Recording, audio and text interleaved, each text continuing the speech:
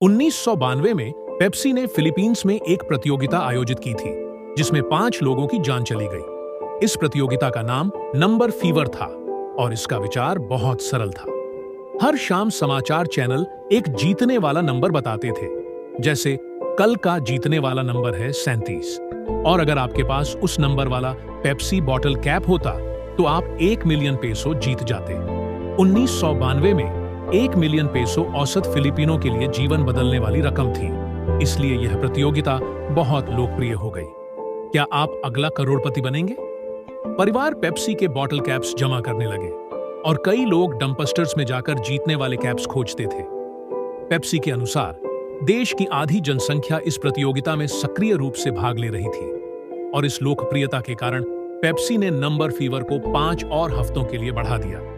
लेकिन यहीं पर चीजें खराब हो गईं। दरअसल प्रतियोगिता के दौरान पेप्सी यह पूरी तरह से नियंत्रित कर रही थी कि कितने विजेता होंगे।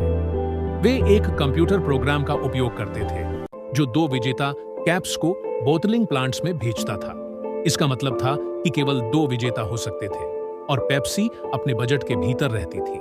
लेकिन प्रतियोगिता को बढ़ाने के बाद कंप्यूटर प्रोग्राम में गड़बड़ी आ गई, जिससे कुछ नंबर मिल गए और 25 मई 1992 को शाम 6 बजे चैनल 2 के शाम समाचार ने जीतने वाला नंबर 349 घोषित कर दिया।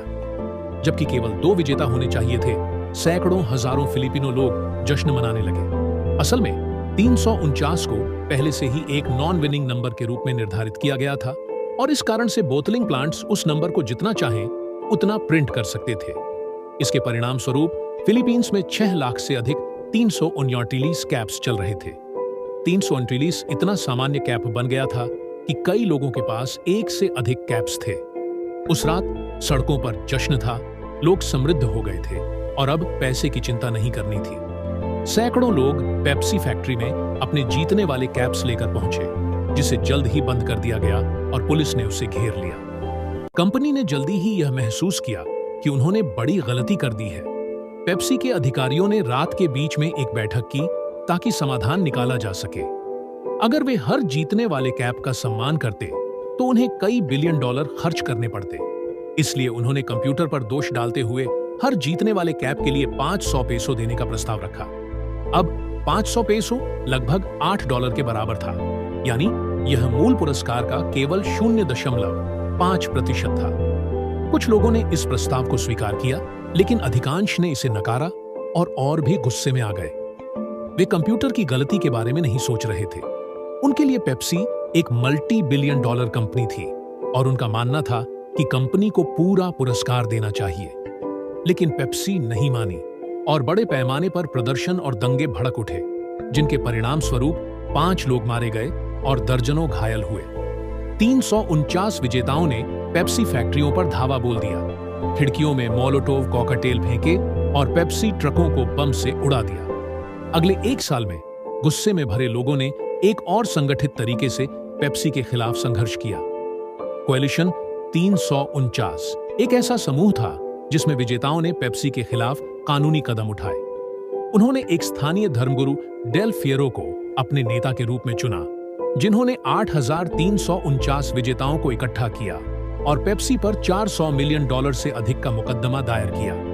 हालांकि 1993 तक कानूनी संघर्ष जारी रहा और इस दौरान यह नया मोड़ आया कि पेप्सी ने अपने ट्रकों पर खुद ही बमबारी की हो सकती है।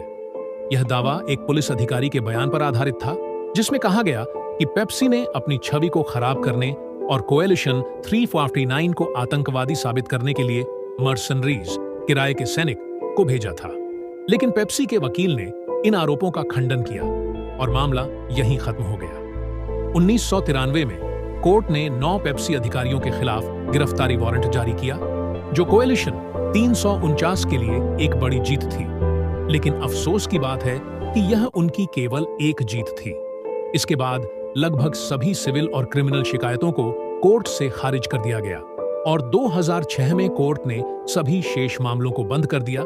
यह निष्कर्ष निकाला कि पेप्सी ने नंबर फीवर त्रासदी में कोई लापरवाही नहीं की थी। अंत में पेप्सी को केवल 1,50,000 पेसो का एक छोटा सा जुर्माना भरना पड़ा।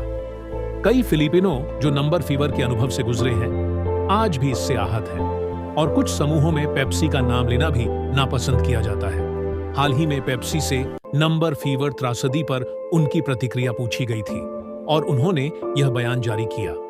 ये घटनाएं लगभग 30 साल पहले हुई थीं और इस कार्यक्रम से जुड़े कोई भी अधिकारी अब पेप्सिको में नहीं है। हम दिल से खेद व्यक्त करते हैं कि हमारी गलती ने फिलीपींस के लोगों को जो कष्ट और दर्द पहुंचाया,